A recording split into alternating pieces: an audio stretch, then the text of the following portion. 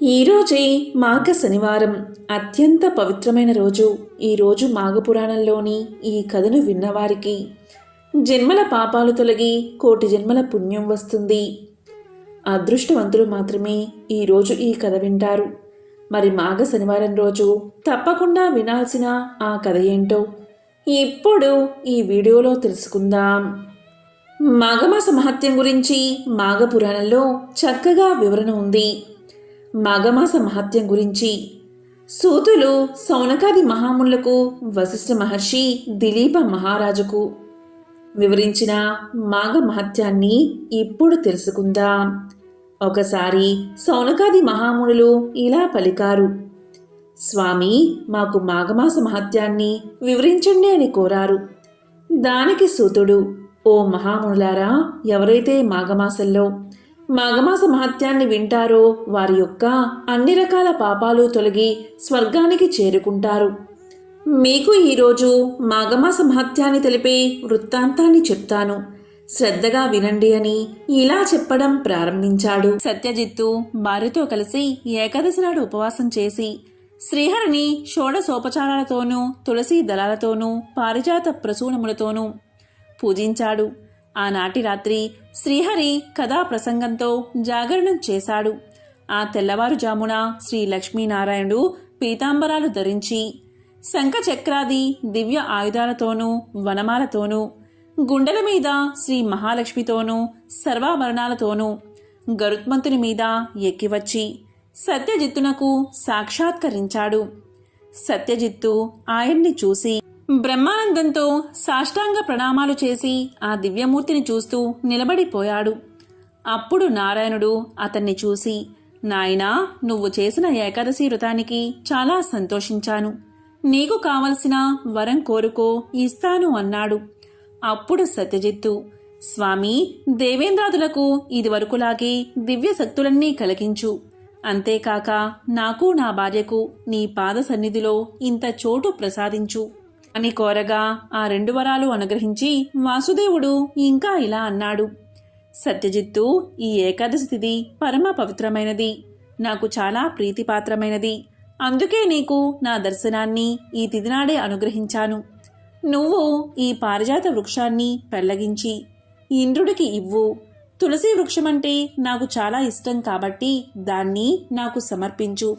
నీకు సర్వదా శుభం కలుగుతుంది అన్నాడు నారాయణుడు. అది విని సత్యజిత్తు పారిజాత వృక్షాన్ని వేలతో పెళ్లగించి ఇంద్రుడికి ఇచ్చాడు. తులసి మొక్కను పీకి విష్ణుమూర్తికి ఇచ్చాడు. శ్రీనాథుని దయవల్ల సచీపతి మొదలైన దేవతలంతా తిరిగి దివ్యశక్తి సంపన్నులై శ్రీమన్నారాయణుడికి నమస్కారం చేసి స్తుతించారు. శ్రీపతి అందరూ వింటూ ఉండగా సత్యజిత్తుతో ఇలా పలికాడు. భక్తా, ఈ ఏకాదశి తిథులన్నిటిలో చాలా విశిష్టమైనది, నాకు చాలా ఇష్టమైనది. ఇది సర్వప్రాణుల పాపాలు పోగొట్టి వారికి సుకృతాన్ని కలిగిస్తుంది. ఏకాదశి నాడు ఉపవాసం చేసి రాత్రి జాగరణం చేసి నన్ను స్మరించే భక్తులు నా సన్నిధికి చేరతారు. జీవించి ఉన్ననాళ్ళు ఇహలోక సౌఖ్యాలు అనుభవిస్తారు. ఏకాదశి వ్రతం 1000 అశ్వమేధ యాగాల పుణ్యాన్ని ఇస్తుంది. ద్వాదశి తిథి నాడు పారణ చేస్తారు కనుక దానికి విష్ణుప్రియ అని, ప్రాణదాయి అని పేర్లు. అజ్ఞానం చేత ఏకాదశి నాడు భోజనం చేసినవాడు మహాపాపాత్ముడు అవుతాడు. 15 సంవత్సరాలలోపు పిల్లలు, 60 సంవత్సరాలు దాటిన వృద్ధులు, గర్భిణీ స్త్రీలు, రోగగ్రస్తులు ఉపవాసం చేయలేకపోయినా భగవన్నామ సంకీర్తన చేస్తే వారికి ఏ పాపాలు అంటవు. దశమి నాటి రాత్రి ఫలహారం చేసి ఏకాదశి నాడు ఉపవాసం చేసి ద్వాదశి తిథి ఉండగా పారణ చేసిన నియమవంతుడు నా లోకానికి చేరి అక్కడ శాశ్వత స్థానాన్ని సంపాదించుకుంటాడు. ఈ ఏకాదశి వ్రతం వల్ల చేసిన వాడే తరించడం కాదు, తండ్రి వైపు 7 తరాల వారిని, తల్లివైపు 7 తరాల వారిని కూడా తరింపచేస్తాడు. అందుచేత ప్రతి వ్యక్తి కూడా ఏకాదశి వ్రతాన్ని తప్పకుండా ఆచరించాలి. బ్రాహ్మణ, క్షత్రియ, వైశ్య, శూద్రులు అనే 4 వర్ణాల వారు, బ్రహ్మచారులు, గృహస్థులు, వానప్రస్థులు, సన్యాసులు, స్త్రీలందరూ ఈ వ్రతం చేయడానికి అర్హులే. సంవత్సరంలోని 12 మాసాల్లోనూ 24 ఏకాదశులు వస్తాయి. అన్ని ఏకాదశులు పవిత్రమైనవే. ఏ ఏకాదశిని విడిచిపెట్టకుండా ఉపవాసం చేసిన వారికి కలిగే పుణ్యం ఎంతో ఎవరో లెక్కించి చెప్పలేరు. అన్ని ఏకాదశుల్లోనూ మాఘశుద్ధ ఏకాదశి చాలా విశిష్టమైనది. దీనిని ప్రతి సంవత్సరం మర్చిపోకుండా ఆచరించాలి అని చెప్పి నారాయణుడు ఇంద్రాది దేవతలను చూసి, దేవతలారా, మీరీ పారిజాత వృక్షాన్ని దేవలోకానికి తీసుకుపోయి నందనవనంలో నాటుకోండి అని చెప్పగా దేవేంద్రాదులు పారిజాత వృక్షంతో స్వర్గలోకానికి బయలుదేరారు. వారంతా వెళ్ళిన తర్వాత తులసి శ్రీపతితో ఇలా పలికింది: ఓ పుండరీకాక్ష, నీ పాద పద్మాలయందు భక్తితో ఉన్న నన్ను దయతో చూడు. నీ పాదాలు తప్ప నాకు అన్యదా శరణం నాస్తి అనగా విని శ్రీనాథుడు ఇలా పలికాడు: తులసి, నువ్వు నాకు చాలా ప్రియమైన దానవు. నా దగ్గరకు రా. నిన్ను నా హృదయం మీద మాలిక రూపంలో ఎప్పుడూ ధరిస్తాను. నువ్వు పవిత్రురాలవు, అంతేకాదు అన్నిటినీ పవిత్రం చేస్తావు. తులసి, నిన్ను చూసిన వారు వారణాసిలో గంగా స్నానం చేసిన ఫలితాన్ని పొందుతారు. నీ దళాలతో నన్ను పూజించిన వారికి కైవల్యమే తప్ప పునర్జన్మ ఉండదు. అమృతపు చుక్క నుండి పుట్టిన దానవు కనుక నీ దళాలను మాలగా కట్టి నా కంఠంలో వేసి అలంకరించిన భక్తులు చిరకాలం నా వైకుంఠపురంలో నివసించి నాలో ఐక్యం పొంది సాయుధ్య ముక్తిని పొందుతారు. ప్రతిదినం ఉదయం వేళ నిద్ర లేవగానే నీ దర్శనం చేసుకుని యన్మూలే సర్వతీర్థాని యన్మధ్యే సర్వదేవత యదగ్రే సర్వవేదాచ్చ తులసీం త్వా నమామ్యహం అనే శ్లోకాన్ని చదువుకుంటూ నీకు నమస్కరించిన వారికి ఆ రోజు సుదినమే అవుతుంది.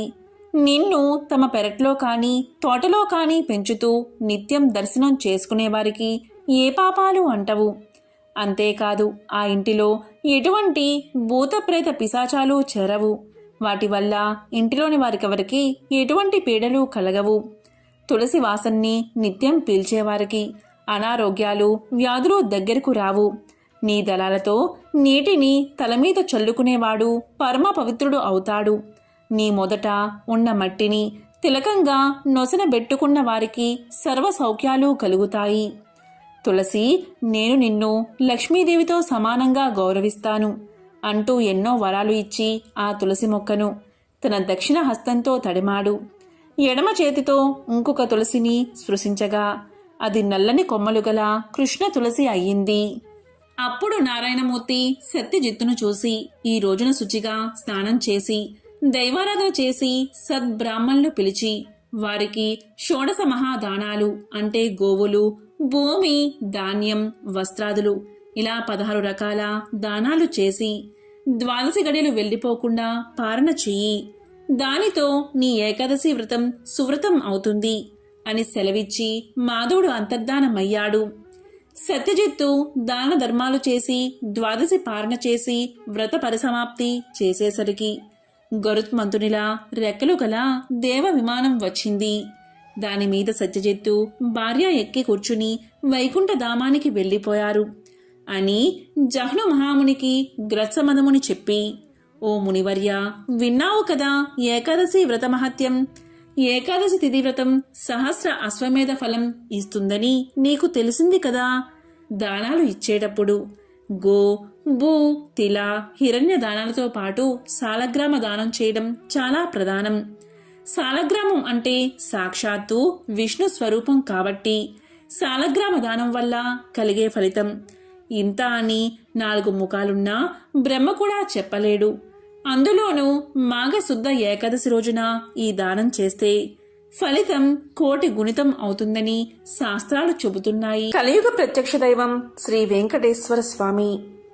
భక్తుల కోరికలను తీర్చే ఆ స్వామిని పూజించడానికి విశేషమైన రోజు శనివారం. పూర్వకాలంలో తొండమాను చక్రవర్తి స్వామివారిని బంగారు తులసి దళాలతో పూజించేవాడు. కొంతకాలానికి తొండమాను చక్రవర్తికి ఎవరో కూడా నాలాగా స్వామిని పూజించి ఉండరు అనే గర్వం తలకు ఎక్కింది. ఈ విధమైన భావంతోనే ఒకరోజు శ్రీవారి ఆలయంలోకి ప్రవేశించే సమయానికి తాను పూజించిన బంగారు తులసి దళాలు పక్కకు తొయ్యబడి మట్టితో చేసిన పూలు స్వామివారి పాదాలపై వేయబడి ఉన్నాయి. అది చూసిన తొండమానుడు ఆశ్చర్యానికి లోనై స్వామివారిని ప్రార్థించాడు. అది ఆలకించిన స్వామి ఇలా పలికాడు, రాజా, నీవే కాదు, నాకు ప్రియమైన భక్తులు అనేక మంది ఉన్నారు. అటువంటి వారిలో భీముడు ఒకడు. కుండలు చేసుకుని జీవించే కుమ్మరి అయిన భీముడు చెక్కతో నా విగ్రహాన్ని ఇంటిలో ప్రతిష్ఠించి ప్రతిరోజు కుండలు చేసిన తర్వాత చేతులకు అంటుకున్న మట్టితో పూలు చేసి వాటితో నన్ను పూజిస్తాడు. అవే ఈ మట్టి పువ్వులు. నాకు బంగారు పూలైనా మట్టి పూలైనా ఒక్కటే. అవి సమర్పించడం వెనుక ఉన్న భక్తే నాకు కావాల్సింది అని పలికాడు స్వామి. వెంకటేశ్వర స్వామివారి మాటలు విని జ్ఞానోదయమైన తొండమానుడు స్వామివారితో కలిసి భీముడి ఇంటికి చేరుకున్నాడు. శ్రీ వెంకటేశ్వరుని చూసిన ఆనందంతో భీముడు పరిపరి విధాలా కీర్తించి తన ఆతిథ్యాన్ని స్వీకరించమని స్వామిని కోరగా అందుకు స్వామి అంగీకరించగా పగిలిన మట్టి పెంకులో సంకటి తెచ్చి స్వామివారికి అందించాడు భీముడు. స్వామివారు దాన్ని స్వీకరించారు. ఇది చూసిన తొండమానుడు భక్తి పారవస్యంలో మునిగిపోయాడు. అప్పట్నుంచి ప్రతిరోజు సగం పగిలిన మట్టి పెంకులో నివేదన పెట్టే ఆచారాన్ని ఏర్పరిచాడు. ఇప్పటికీ నిత్యం నైవేద్యం కుండ పెంకులోనే సమర్పించబడుతుంది. వివిధ రకాలైన పిండి వంటలు గంగాళాల కొద్దీ నైవేద్యంగా సమర్పించబడుతూ ఉన్నా అవన్నీ గర్భాలయానికి ముందున్న శయన మండపంలోనే నివేదిస్తారు. ఒక్క ఓడు నైవేద్యం మాత్రం గర్భాలయంలోకి తీసుకువెళ్లి నివేదిస్తారు. ప్రతిరోజు నివేదన కొరకు కొత్త కుండ పెంకునే ఉపయోగిస్తారు. అందువల్లే స్వామివారికి తోమని పల్లాలవాడు అనే పేరు ఏర్పడింది. కాగా కుమ్మరి భీముడు కురువతి నంబిగా ప్రసిద్ధి చెందాడు. భక్తులు కోరిన కోరికలు నెరవేరుస్తూ ఎంతో ప్రసిద్ధి చెందిన వెంకటేశ్వర స్వామివారిని శ్రీహరి, ఏడుకొండలవాడు, వడ్డీ కాసులవాడు, గోవిందుడు అని పిలుస్తారు. అయితే స్వామివారిని దర్శించుకునే భక్తులు తప్పనిసరిగా స్వామివారిని గోవింద గోవింద అనే పేరుతో పూజించడం మనం చూస్తున్నాము. అయితే స్వామివారిని ఈ విధంగా గోవింద అనే పేరుతో పూజించడానికి గల కారణమేమిటి, ఈ పేరు వెనుక ఉన్న కథ ఏమిటి అనే విషయాలను ఇప్పుడు తెలుసుకుందాం. పురాణాల ప్రకారం ఒకరోజు శ్రీ వెంకటేశ్వర స్వామి అగస్త్య మహర్షి యొక్క ఆశ్రమానికి వెళ్లి నన్ను శ్రీనివాసుడు అని పిలుస్తారు. మీ ఆశ్రమంలో చాలా గోవులు ఉన్నాయి కదా, నాకు ఒక గోవు కావాలి అని అడగడంతో అందుకు అగస్త్య మహాముని చాలా సంతోషించి ఇలా పలికారు, స్వామి, నేను మీకు గోవులను ఇవ్వడానికి నాకు ఎలాంటి అభ్యంతరమూ లేదు. కానీ వేదాల ప్రకారం పత్ని లేనిదే గోదానం చేయకూడదు. కనుక మీరు సతీ సమేతంగా వస్తే సంతోషంగా మీకు గోదానం చేస్తాను అని చెప్పడంతో శ్రీనివాసుడు అక్కడి నుంచి వెళ్లిపోతాడు. అయితే ఆశ్రమంలో అగస్త్యుడు లేని సమయంలో శ్రీనివాసుడు పద్మావతిని వెంట తీసుకుని ఆశ్రమానికి వెళ్లి అగస్త్యుడి శిష్యుణ్ణి, నన్ను మీ గురువుగారు రమ్మన్నారు, గోదానం చెయ్యాలంటే సతీ సమేతంగా రమ్మని చెప్పారు. మీ గురువుగారి ఆజ్ఞ మేరకు సతీ సమేతంగా వచ్చాను, నాకు గోవు ఇవ్వు అనడంతో అందుకు ఆ శిష్యుడు తన గురువు లేనిదే గోవులు ఇవ్వడానికి నిరాకరించాడు. మీరు గురువు ఉన్నప్పుడు రావాల్సిందని సూచించాడు. ఈ మాట విన్న శ్రీనివాసుడు ఎంతో కోపంతో తిరుమల కొండవైపు నడుచుకుంటూ వెళ్లసాగాడు. అప్పుడే ఆ సమయానికి ఆశ్రమానికి వచ్చిన అగస్త్యుడితో శిష్యులు జరిగిందంతా చెప్పగా దాంతో అగస్త్యుడు తన శిష్యులతో పాటు మరికొంతమందిని గోవును తీసుకుని శ్రీనివాసుడి దగ్గరికి బయలుదేరతాడు. ఆ సమయంలో స్వామిని కొంత దూరం నుంచి చూసిన అగస్త్యుడు స్వామి అని పిలిచినా అప్పటికీ స్వామివారు కోపంతో అతని మాటలు పట్టించుకోలేదు. ఈ క్రమంలోనే మళ్లీ అగస్త్యుడు గోవా ఇందా అని చెబుతాడు. గోవా అంటే ఆవు, ఇందా అంటే ఇదిగో అని అర్థం. అలా గోయిందా గోయిందా అని పిలవడంతో ఆ పేరు గోవిందగా మారి స్వామివారిని గోవింద నామస్మరణ చేస్తూ భక్తులు పూజిస్తున్నారు. తిరుమలలో పూసిన ప్రతి పువ్వు స్వామి పాదాల చింతకు చేరాలి అనుకుంటుంది. శ్రీవారి తోమాల సేవలో మురవాలి అనుకుంటుంది. స్వామి గుండెలపై ఒదిగిపోవాలి అనుకుంటుంది. శ్రీవారి సొగసైన ముఖంపై గెడ్డం మీద పచ్చ కర్పూరాన్ని ఎందుకు అద్దుతారు? అక్కడ స్వామిని ఎవరు కొట్టారు? తిరుమల ఆలయంలో మహాద్వారానికి కుడివైపున కనిపించే గుణపం కథ ఏమిటి? తిరుమలలో స్త్రీలు పువ్వులు ఎందుకు పెట్టుకోరు? ఈ ప్రశ్నలంటికి ఒకే సమాధానం: అనంత ఆళ్వారులు. శరణుజొచ్చిన భక్తులపై ఆ వెంకటాచలపతి ఎంతటి దయావర్షం కురిపిస్తారో చెప్పే కథే ఇది. అనంతాచార్యుల చరితం నిష్కల్మషమైన భక్తికి తార్కాణం. తిరుమలలో పూసిన ప్రతి పువ్వు స్వామి పాదాల చెంతకు చేరాలి అనుకుంటుంది. ఇలాగే స్వామి సేవలో తరించి ఆయన పాదాల మీద రాలిన గొప్ప భాగవోత్తముడు అనంత ఆళ్వారులు. అనంత ఆళ్వారుల గురించి తెలుసుకోవడం అంటే భక్తులపై శ్రీనివాసుడి అనంతమైన ప్రేమ, వాత్సల్యం గురించి తెలుసుకోవడమే. శ్రీరంగంలో భగవత్ రామానుజుల శిష్యులే అనంతాచార్యులు. ఒకనాడు రామానుజులు అనుగ్రహ భాషణం చేస్తూ తిరుమలలో అలంకార ప్రియుడైన శ్రీనివాసుడికి పుష్ప కైంకర్యాలు సక్రమంగా జరగడం లేదని ఆవేదన వ్యక్తం చేశారు. కాని దట్టమైన అడవులు, క్రూర మృగాలు, విషసర్పాలు సంచరించే శేషాచల కొండల్లో ఎవరు ఉండగలరు? అక్కడ చెరువు తవ్వి బృందావనం తయారు చేసి పుష్పసేవ ఎవరు చేస్తారు?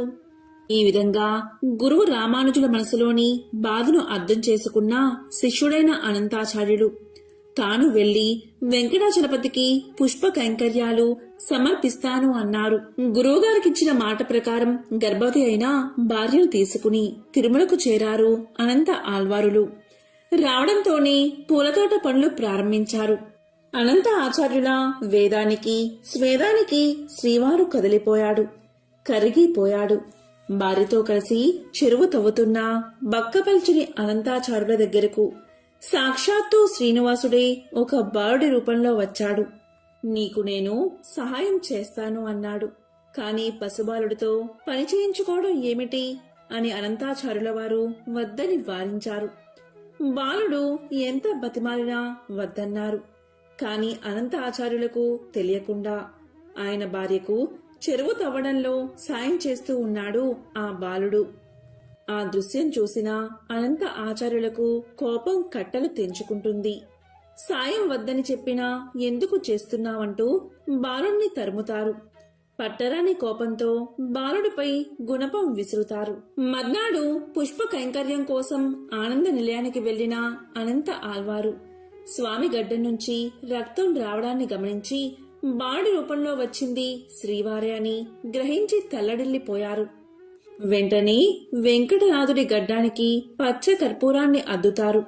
ఇప్పటికీ ఈ ఆచారం తిరుమలలో కొనసాగుతుందని చెబుతారు. అలా తిరుమల ఆలయంలో నిత్యం పుష్ప కైంకర్యం చేసిన పరమభక్తుడే అనంత ఆళ్వారు.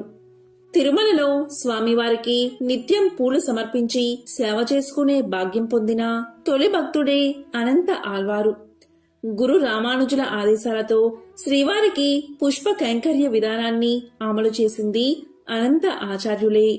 శ్రీవారి సేవ కోసం పూల సాగుకు అనంత ఆళ్వారు ఏర్పాటు చేసిన పూలవనాన్ని అనంత ఆళ్వారు తోటగా పిలుస్తారు.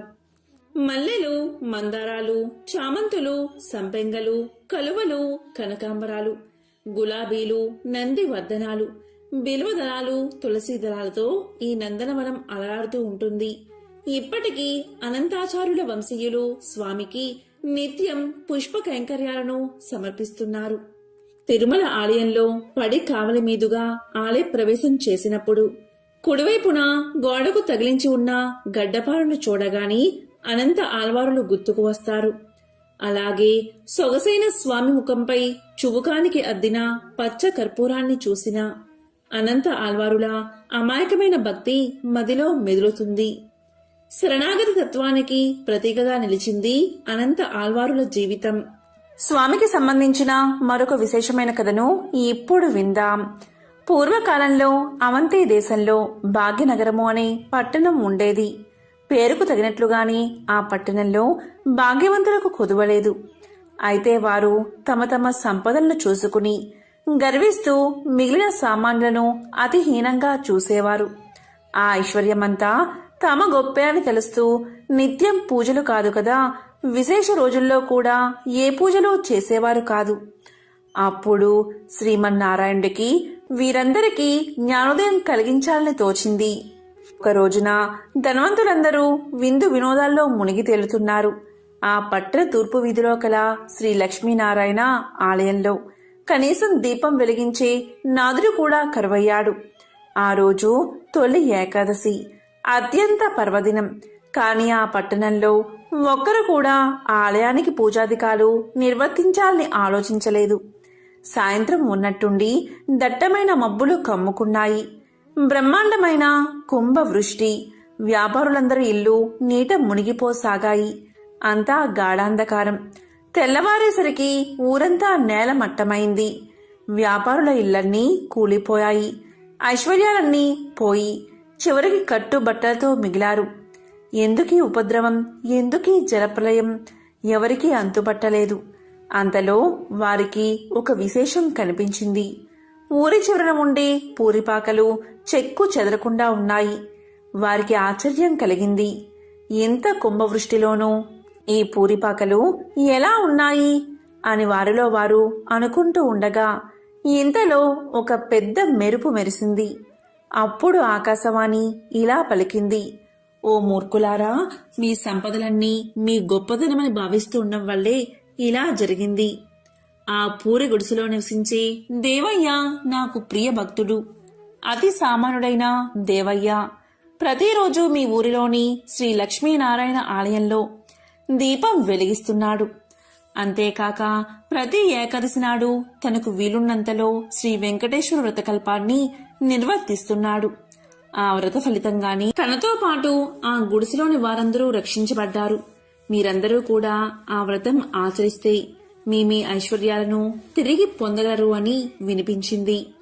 వెంటనే వారందరూ ఆ ఆలయానికి వెళ్లి తక్షణమే అందరూ తలొక పనికి పూనుకుని శ్రీ వెంకటేశ్వర వ్రతకల్పాన్ని ఆచరించారు.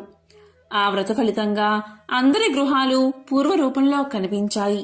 అది మొదలుగా ఆ వర్తకులందరూ శ్రీవారి భక్తులై ప్రతి ఏకాదశి నాడు శ్రీ వెంకటేశ్వర వ్రతకల్పాన్ని ఆచరిస్తూ బతికి ఉన్నంతకాలం సుఖ సౌభాగ్యాలతో ఉండి చివరికి ముక్తిని పొందారు అని శ్రీ వసుల వారు వివరించారు.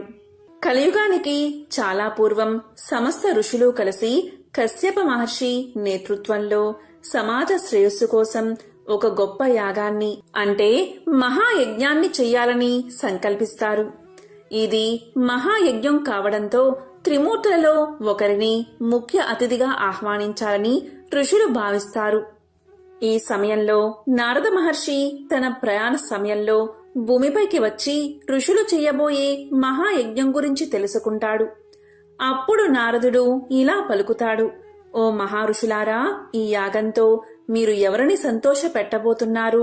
మీరు పవిత్రమైన త్రిమూర్తులలో అత్యంత ఉన్నతమైన వ్యక్తిని సంతోషపెట్టబోతున్నారా? పవిత్ర త్రిమూర్తులలో ఎవరు పరమేశ్వరుడు అన్న ప్రశ్నకు ఋషులు అయోమయానికి లోనవుతారు. దీంతో వారు త్రిమూర్తులలో ఉన్నతమైన వ్యక్తిని యాగానికి ఆహ్వానించాలని తలపోస్తారు. లోక కళ్యాణం కోసం యజ్ఞం తలపెట్టిన మహర్షులు త్రిమూర్తులలో గొప్పవారెవరో నిర్ణయించమని భృగు మహర్షిని పంపుతారు. అరికాలిలో నేత్రం కారణంగా తనకు గల శక్తి పట్ల గర్వితుడై ఉన్న భృగు మహర్షి తొలుత సత్యలోకానికి చేరుకుంటాడు. అక్కడ సత్యలోకంలో వేదగానం చేస్తూ బ్రహ్మదేవుడు, ఆయన గాత్రానికి వీణానాదాన్ని అందిస్తూ సరస్వతీదేవి సంగీతంలో సంలీనులై ఉన్నారు. ఆలు మగలిద్దరూ ఒకే అనుభూతిలో లయించి ఉండగా ఆ అనునాదం అనంతమై విస్తరించింది. భృగువు రాక వారిని ఆటంకపరచలేదు. దాంతో వారు ఆయన రాకకి స్పందించలేదు. దీంతో కోపగించిన భృగువు బ్రహ్మకు భూలోకంలో ఆలయాలు ఉండవని శపిస్తాడు. ఇక అక్కడ్నుంచి కైలాసానికి వెళ్తాడు. కైలాసంలో శివ పార్వతులు నాట్యంలో లీనమై ఉన్నారు. ఆది దంపతులతో పాటు గణపతి, కుమారస్వామి సహితంగా నంది, భృంగి, రుద్ర గణాలు ఆ పారవస్యంలో ఉన్నారు. ఇక్కడ కూడా భృగు మహర్షికి స్వాగత సత్కారాలు లభించలేదు. పార్వతీ పరమేశ్వరులు తాళం తప్పకుండా చేస్తున్న నాట్యం సర్వ సృష్టికి శృతి లయలు అయ్యింది. అహంకారం లేకుండా ఉండి ఉంటే భృగు మహర్షి ఆదిదేవుడు నాట్యమాపి తన్ని పలకరించే వరకు సహజంగా భక్తిగా వేచి ఉండేవాడు.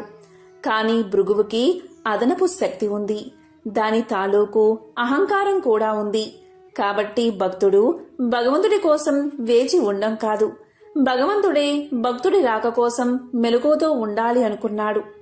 దాంతో ఆగ్రహాన్ని నిగ్రహించుకోలేక లింగాకృతికే తప్ప పరమేశ్వరుడి రూపానికి అచ్చెళ్ళు ఉండరాదని శపించాడు భృగువు. అక్కడ్నుంచి వైకుంఠానికి చేరుకున్నాడు. అక్కడ లక్ష్మీనారాయణులు చదరంగ వినోదంలో తల మునకలై ఉన్నారు. సత్యలోకంలో బ్రహ్మ సరస్వతుల హృదయాలు సంగీత భరితమైతే కైలాసంలో శివ పార్వతుల తనువులు నాట్యగతిలో లయించి ఉన్నాయి. వైకుంఠంలో లక్ష్మీ విష్ణువుల మేధస్సు పరంగా చదరంగ క్రీడలో మునిగి ఉన్నారు. సృష్టి స్థితి లయకారులం కదా అని త్రిమూర్తుల్లో ఎవరూ ఇల్లాలితో గడపడానికి సమయం లేదు, సమయం లేకుండా ఉన్నాం అనలేదు, అనుకోలేదు. క్రీడా వినోదంలో మునిగి ఉన్న శ్రీహరి శ్రీదేవులను చూశాడు భృగువు. అప్పటికే ఆగ్రహం హద్దులు దాటి ఉంది. కాలెత్తి మహావిష్ణువు వక్షస్థలంపై ఒక్క తన్ను తన్నాడు. గుండెలపై తన్నిన బిడ్డని చూసిన తండ్రిలా శాంతంగా చిరునవ్వు నవ్వాడు శ్రీహరి.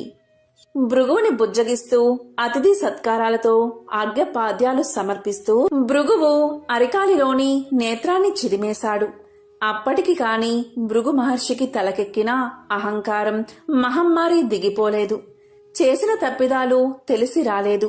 పోగొట్టుకున్న తపశ్శక్తి నష్టం అర్థం కాలేదు. దాంతో దిమ్మ తిరిగి వాస్తవంలోకి వచ్చి పడ్డాడు భృగువు. దుఃఖిస్తూ శ్రీహరి పాదాలపై పడ్డాడు. ఆ పైన పశ్చాత్తాపంతో తపోవనానికి తరలిపోయాడు. అతన్ని ఆశీర్వదించి తిరిగి చూసిన శ్రీహరికి ఎదురుగా శోకమూర్తి అయి శ్రీలక్ష్మి నిలిచి ఉంది. తన నివాస స్థానమైన మహావిష్ణువు వక్షస్థలంపై తన్నిన భృగువుని విష్ణువు శిక్షించకుండా సమాదరించి పంపినందుకు ఆ తల్లి అవమానం చెందింది. అనునయించబోయిన శ్రీమన్నారాయణుడికి శ్రీదేవి శోకాసూలే సమాధానం చెప్పాయి. బాధాతప్తమై ఆ ఇల్లాలు కన్నీటితో భర్తని విడిచిపోయింది. సిరి తనతో ఉన్నప్పుడు సర్వ సంపదలతో వైభవమూర్తి విలసిల్లిన శ్రీమన్నారాయణుడు సిరిదేవి విడిచి వెళ్లడంతో దరిద్ర నారాయణుడై అడవులు పట్టిపోయాడు. గుక్కెడు పాలకి పుట్టలో ఉండి పొదుగు వదిలిన గోమాత పుణ్యాన కడుపు నింపుకున్నాడు. దేశ దిమ్మరిలా తిరుగుతూ వకులమాలని చేరినప్పుడు సైతం ఎవరు నాయనా నీవు అంటే ఏ పేరుని చెప్పను, ఏ పేరుతో పిలిచినా పలుకుతాను, ఏ ఊరని చెప్పను, అన్ని ఊళ్ళూ నావే, సిరి నుండే తల్లి ఇప్పుడు తొలగిపోయింది అంటాడు. ఆ తల్లి జాలిపడుతూ అంతే నాయనా లోకరీతి, భాగ్యమున్నంతకాలం అందరూ గౌరవిస్తారు, కలిమి కోల్పోయిన నాడు అన్నీ కోల్పోయినట్టే అంటూ కన్నబిడ్డను ఆదరించినట్లు ఆదరిస్తుంది. ఆశ్రమవాసి అయి వరహమూర్తి అనుమతి పొంది ఆశ్రితుడై జీవిస్తూ ఆకాశరాజ పుత్రి పద్మావతిని పరిణమాడాలి అనుకుంటే పైసలేవి, పెళ్లి చేసుకునేందుకు వడ్డీకి అప్పు తీసుకోవాల్సి వచ్చింది. ఒకప్పుడు సిరి సంపదలకి నెలవైనవాడు. కలకంట కంట కన్నీరొలికితే అది పరిస్థితి. శ్రీ వెంకటేశ్వర స్వామికి సంబంధించిన ఒక విశేషమైన కథను ఇప్పుడు విందాం. పూర్వకాలంలో మగధ సామ్రాజ్యంలో విష్ణు చిత్తుడు అని శ్రీవారి ప్రియభక్తుడు ఉండేవాడు. అతనికి 9 మంది స్త్రీ సంతానం కలిగారు. ఎంతో పాండిత్యం ఉన్న మిక్కిలి పేదరికంతో బాధపడుతున్నాడు విష్ణు చిత్తుడు.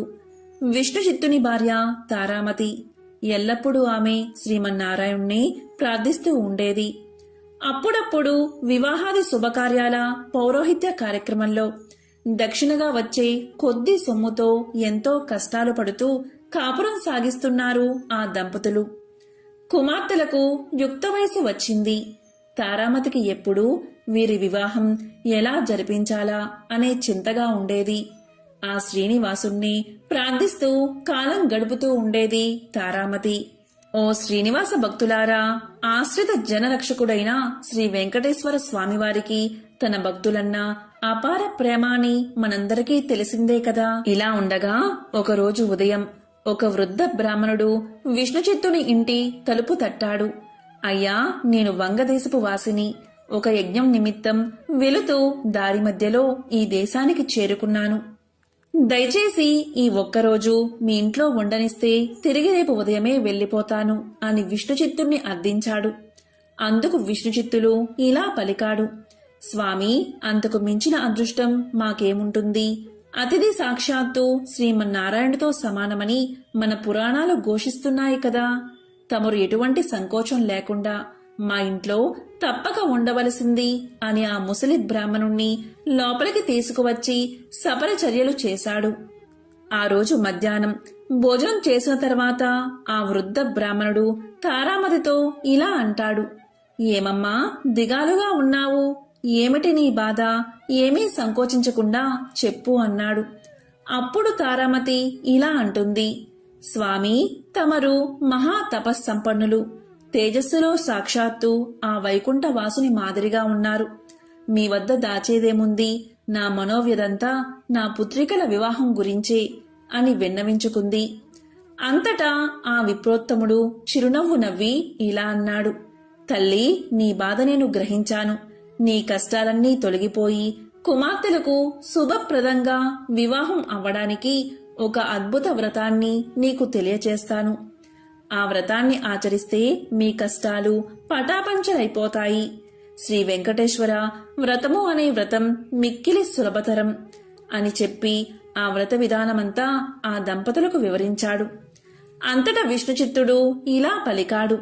స్వామి, మహా సంతోషం. ఇంతకు మించిన భాగ్యం ఏముంటుంది మాకు?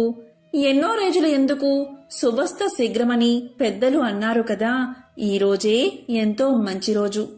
ఈ రోజు తమరు చెప్పిన శ్రీ వెంకటేశ్వర వ్రతాన్ని ఆచరిస్తాము అని విష్ణుచిత్తులు తారామతి దంపతులిద్దరూ తన కుమార్తెలందరితో కలిసి ఆ రోజు సాయంకాలమే బంధుమిత్రులను పిలుచుకుని శ్రీ వెంకటేశ్వర వ్రతాన్ని అత్యంత భక్తి శ్రద్ధలతో ఆచరించారు. వచ్చిన భక్తులందరూ వ్రతం పూర్తయిన తర్వాత తీర్థ ప్రసాదాలు స్వీకరించి తమ తమ గృహాలకు వెళ్లిపోయారు.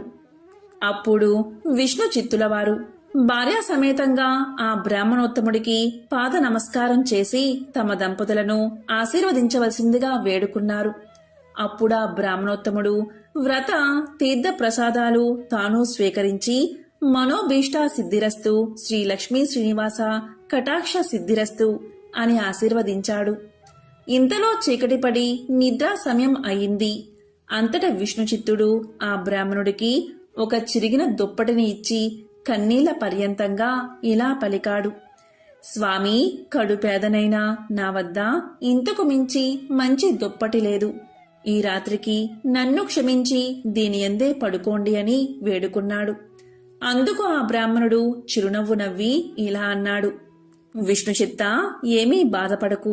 నేను బయట వసారాలో పడుకుంటాను అని చెప్తాడు. కొద్దిసేపటికే అందరూ కూడా నిద్రలోకి జారుకున్నారు. రాత్రి 4వ జామున ఉరుములు మెరుపులతో పెద్ద వర్షం కురిసింది. అంతా కటిక చీకటి. గాఢాంధకారంలో కంటికి ఏమీ కనబడట్లేదు. విష్ణుచిత్తునికి బయట పడుకున్న ఆ ముసలి బ్రాహ్మణుడు ఎలా ఉన్నాడో అని బెంగగా ఉంది. కాని ఈ గాఢాంధకారంలో ఏమీ కనిపించక ఎప్పుడెప్పుడు తెల్లవారుతుందా అని ఆ రాత్రి గడిపాడు విష్ణుచిత్తుడు. ఆ కుటుంబమంతా. ఇంతలో తెల్లారింది. వాన తేలికపడింది. బయట బ్రాహ్మణుడు ఏమయ్యాడో, ఎంత బాధపడ్డాడో అనుకుంటూ బయటకు వచ్చిన ఆ దంపతులకు అద్భుత దృశ్యం కనిపించింది. అక్కడ విప్రోత్తముడు లేడు.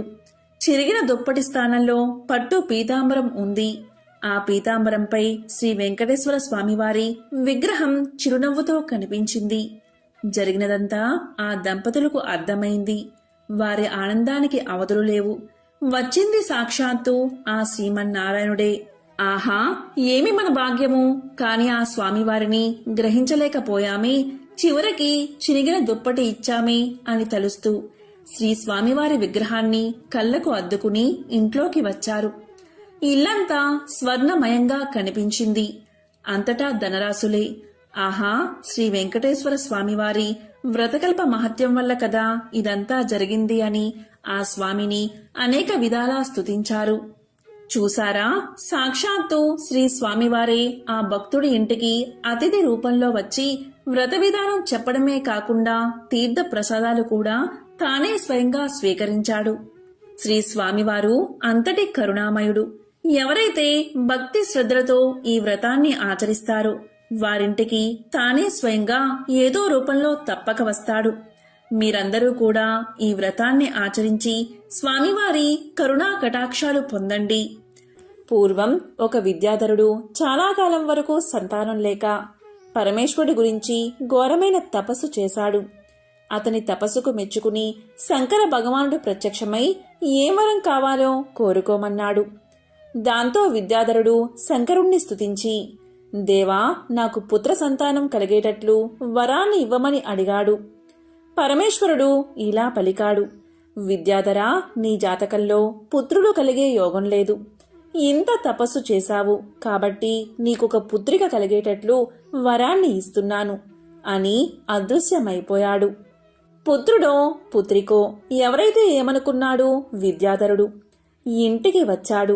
భార్యకు ఈ విషయం చెబితే ఆమె కూడా చాలా సంతోషించింది. వారికి ఈశ్వర వరప్రసాదంగా ఒక కుమార్తె జన్మించింది. వారు ఆమెను ఎంతో అల్లారుముద్దుగా పెంచి విద్యా బుద్ధులు చెప్పించారు. వివాహయోగ్యమైన వయసు వచ్చిందామెకు. ఒక్కగానొక్క కూతురు. ఈమెను విడిచి ఉండడం ఎలాగా? ఎవడైనా యోగ్యుడైన పిల్లవాడికి ఇచ్చి పెళ్లి చేసి ఆ అల్లుణ్ణి తమ ఇంటికే తెచ్చుకుంటే తమ కుమార్తె తమ కళ్ళ ముందే తిరుగుతూ ఉంటుందని ఆలోచించి అలా ఇలరికం వచ్చే పెళ్ళికొడుకు కోసం వెతుకుతున్నాడు. ఒకనాడు ఈ అమ్మాయి ఉద్యానవనంలో పువ్వులు కోసుకుంటూ ఉండగా ఒక రాక్షసుడు చూశాడు. వాడు చాలా శక్తి కలవాడు. శివుడి గురించి చాలా తీవ్రమైన తపస్సు చేశాడు. శివుడు సంతోషించి ప్రత్యక్షమై ఏం వరం కావాలో కోరుకోమన్నాడు. వాడు ఇలా పలికాడు, అయ్యా, నేను మహాబల పరాక్రమాలతో అందరినీ గెలవాలి. కాబట్టి నీ చేతిలో ఉన్న శూలాన్ని నాకు ప్రసాదించు అని అడిగాడు. దీంతో శివుడు సరే అని త్రిశూలమిస్తూ, ఇది నీ శత్రువు చేతికి చిక్కినప్పుడు నువ్వు దీనితోనే మరణిస్తావు. అంతవరకు నీకు ఎదురుండదు అని త్రిశూలం అతనికి ఇచ్చాడు. వాడు, నా శత్రువులలో నాకంటే బలవంతుడు ఎవడు ఉన్నాడులే అని వరం ఉందన్న గర్వంతో తిరుగుతున్నాడు. వాడు ఉద్యానవనంలో ఉన్న ఈ విద్యాధర కన్యకను చూసి మోహపరవశుడై ఆమె దగ్గరకు వచ్చి ఇలా పలికాడు, ఓ సుందరి, నిన్ను చూడగానే పెళ్లి చేసుకోవాలి అని కోరిక కలిగింది. నన్ను వరించు, నీవు కోరుకున్న భోగభాగ్యాలు సమకూరుస్తాను అన్నాడు. దాంతో ఆమె వెళ్లి నా తండ్రిని అడగమని చెప్పింది. వాడు విద్యాధరుడి దగ్గరకు వెళ్లి నీ కుమార్తెను నాకిచ్చి పెళ్లి చేయమని అడిగాడు. విద్యాధరుడు రాక్షసునికి కుమార్తెను ఇవ్వడానికి ఇష్టం లేక ఇవ్వను పొమ్మన్నాడు. రాక్షసుడికి కోపం వచ్చింది. ఉద్యానవనంలో ఉన్న విద్యాధర కుమార్తెను ఎత్తుకుపోయి సముద్రం అడుగున ఉన్న తన కోటలో పెట్టుకున్నాడు. బ్రహ్మదేవుడు ఉండే సత్యలోకానికి వెళ్లి ఆయనతో ఇలా పలికాడు, తాత, నా పెళ్లికి ఒక మంచి ముహూర్తం చూసిపెట్టు అని అడిగాడు. ఆయన లెక్కవేసి 8 మాసాల తర్వాత గాని నువ్వు కోరినంత మంచి ముహూర్తం లేదు, అంతవరకు నిరీక్షించు అని చెప్పాడు. సరే అని తిరిగి వచ్చి విద్యాధర కన్యతో ఇలా అన్నాడు, మన పెళ్లికి ముహూర్తం పెట్టమని బ్రహ్మను అడిగాను. 8 నెలల దాకా మంచి ముహూర్తం లేదన్నాడు. మంచి ముహూర్తంలోనే నిన్ను వివాహం చేసుకుంటాను. ఈలోగా నిన్నేమీ బాధించను. నీకేం కావాలో అడుగు, నువ్వు కోరింది తెచ్చి ఇస్తాను అనగా ఆమె ఏమీ మాట్లాడలేదు. మళ్ళీ మళ్ళీ అడిగాడు. అప్పుడు ఆమె ఇలా పలికింది, నాకిప్పుడు ఏమీ అక్కర్లేదు, కానీ నాకు ప్రతి సోమవారం నాడు శివదర్శనం చేసుకుని ఆరాధించే అలవాటు ఉన్నది. కాబట్టి నాకు శివాలయం ఎక్కడుందో చూపించు అంది. అప్పుడు ఆ రాక్షసుడు ఆమెకు పాతాళంలో ఉన్న హాటకేశ్వరాలయం చూపించి, ఈ హాటకేశ్వరుడు చాలా మహిమగలవాడు, ఇతన్ని నువ్వు పూజించుకోవచ్చు అని తెలియచేశాడు. ఆమె ప్రతి సోమవారం పాతాళ లోకానికి పోయి అక్కడ ఉన్న పుష్కరిలో స్నానం చేసి హటకేశ్వరుణ్ణి భక్తి ప్రపతులతో పూజించి ఈ రాక్షసుడి చెరలో నుండి కాపాడమని ప్రార్థించేది. ఒక సోమవారం నాడు ఆమె హటకేశ్వరుణ్ణి భక్తి ప్రపతులతో పూజించి ఈ రాక్షసుడి చెరలో నుండి కాపాడమని ప్రార్థించేది. ఒక సోమవారం నాడు ఆమె హాటకేశ్వరుని పూజించడానికి పాతాళానికి వెళ్ళింది. నారదముని కూడా హాటకేశ్వరుని దర్శించుకోవాలని అక్కడకు వచ్చి దైవదర్శనం చేసుకున్నాక అక్కడే ఉన్న విద్యాధర కన్యకను చూసి ఇలా పలికాడు. అమ్మాయి, నువ్వు ఇక్కడ ఉన్నావేమిటి అని అడిగాడు. దీంతో ఆమె నారదమునికి నమస్కారం చేసి తన వృత్తాంతానంతా చెప్పి రాక్షసుడు తన సముద్ర గర్భంలో ఉన్న కోటలో బంధించాడని, వేరే దారి లేక రాక్షసుడి చెర నుండి విముక్తి కోసం ఈ దేవుణ్ణి ప్రార్థిస్తున్నానని చెప్పింది. నారదుడు అంతా విని, తల్లి విచారించకు, విష్ణు భక్తుణ్ణి నీకు భర్త కాదగిన యువకుణ్ణి నీ దగ్గరకు పంపిస్తాను. ఈలోగా నువ్వొక పని చెయ్యి. ఈ హటకేశ్వర స్వామికి ఎదురుగా ఈ పుష్కరిణ్ణి చూసావు కదా, మాఘమాసం ఎల్లుండి నుండి ప్రవేశిస్తుంది. కాబట్టి నువ్వు ఉదయాన్నే వచ్చి ఈ పుష్కరంలో స్నానం చేసి ఈ హటకేశ్వరుణ్ణి పూజించి ప్రదక్షిణ నమస్కారాలు చేస్తూ ఉండు. మాఘమాసం 9 రోజులు ఇలా చెయ్యి.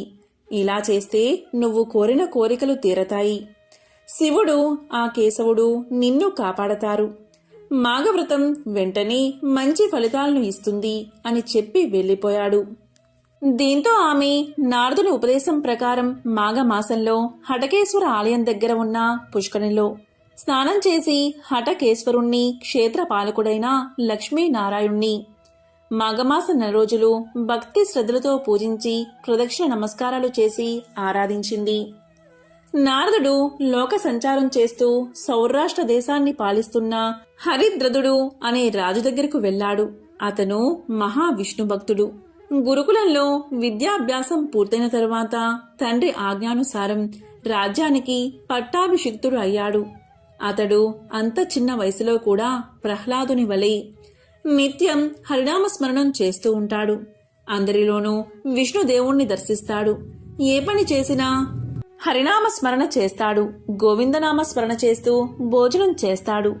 వామన్ని తలుచుకుంటూ నిద్రలేస్తాడు.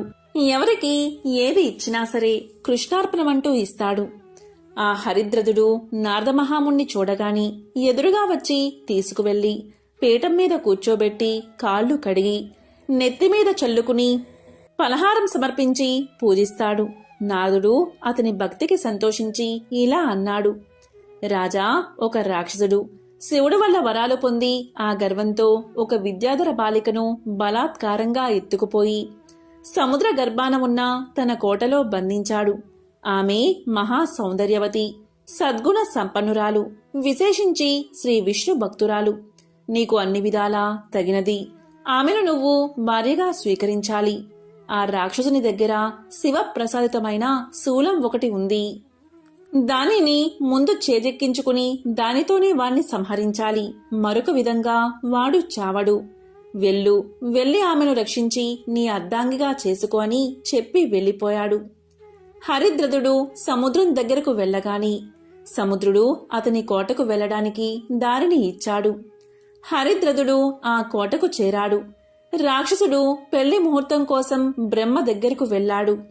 రాజు వెంటనే కోటలో ప్రవేశించి రాక్షసుడు వదిలి వెళ్లిన శూలాన్ని చేజెక్కించుకుని రాక్షసుడి రాక కోసం ఎదురు చూస్తూ ఉండగా రాక్షసుడు వచ్చాడు.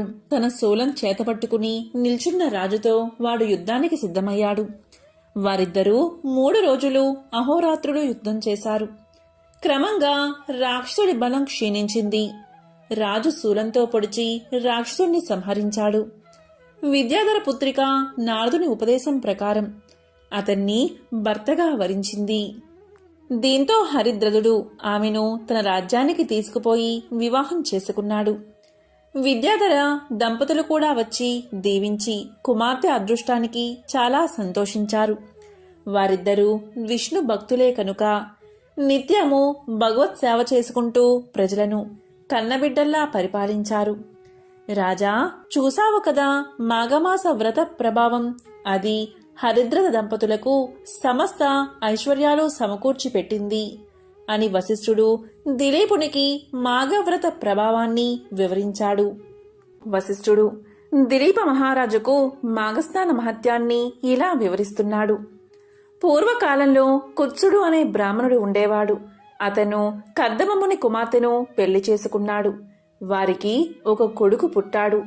కుత్సుని కుమారుడు కాబట్టి అతన్ని అందరూ కూడా కౌత్సుడు అని పిలిచేవారు.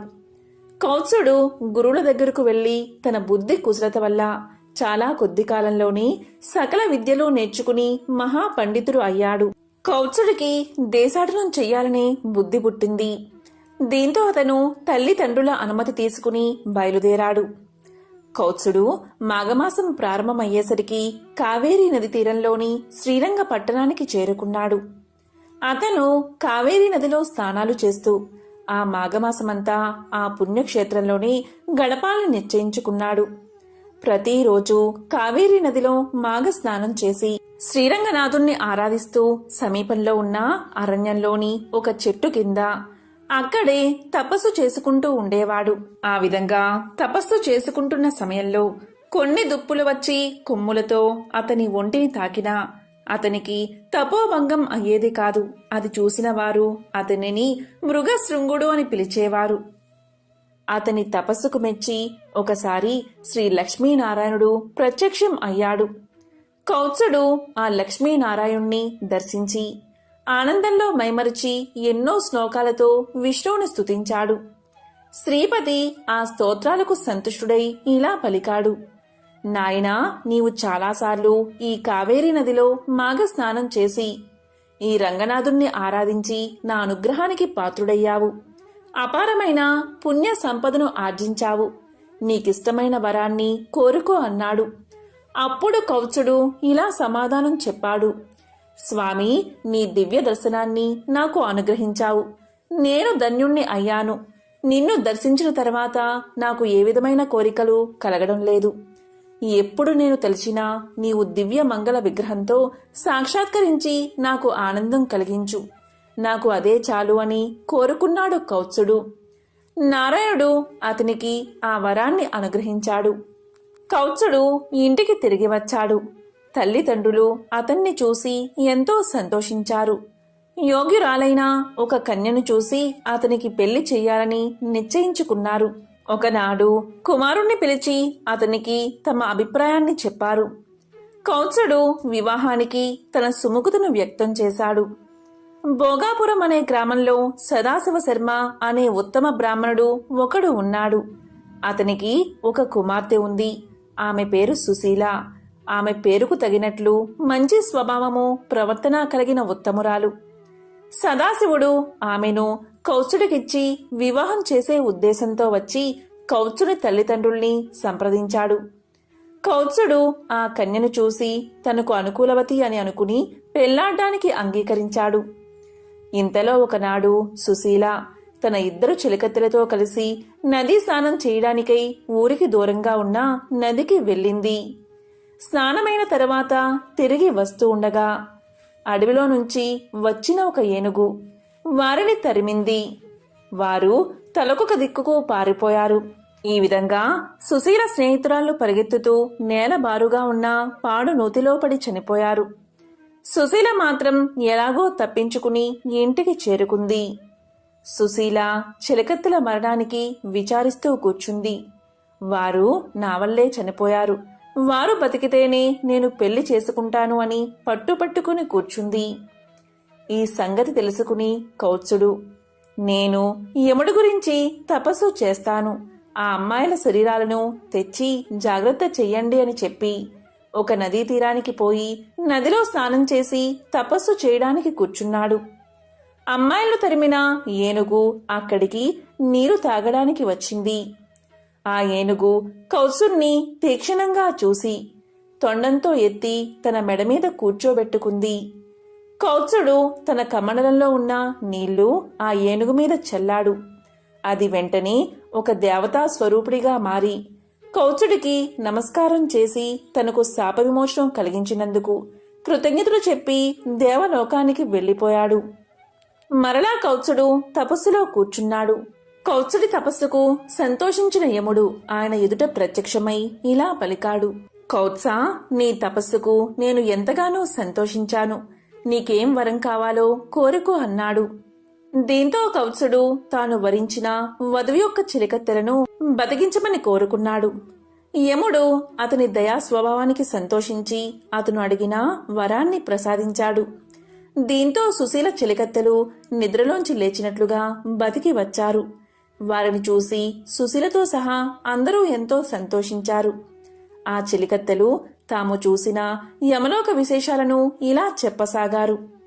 జీవులు చేసిన పాపాలను బట్టి శిక్షలు ఉంటాయి. ఘోర పాపాలకు శిక్షలు కూడా ఘోరంగానే ఉంటాయి. అలాంటి వారిని కాలిన ఇనుప స్తంభాలకు కట్టిపడేస్తారు. కొంతమందిని మరుగుతున్న నూనెలో పడేసి వేయిస్తారు. కొంతమందిని తలకిందులుగా వేలాడదీసి కింద మంటలు పెడతారు. కొంతమందికి వాతలు పెడతారు. కొంతమందిని పాములు, తేళ్లు ఉన్న నూతులలో పడేస్తారు అంటూ చెప్పుకొచ్చారు చిలికత్తెలు. అది విని చుట్టుపక్కల అంతా భయపడుతూ ఉంటే సుశీల వారికి ధైర్యం చెప్పి మాఘమాస వ్రతం చేసే పుణ్యాత్ములకు అసలు నరకం వైపే చూసే పని కూడా ఉండదు. కాబట్టి అందరూ మాఘమాస వ్రతం తప్పకుండా చెయ్యండని సుశీల తెలియజేసింది.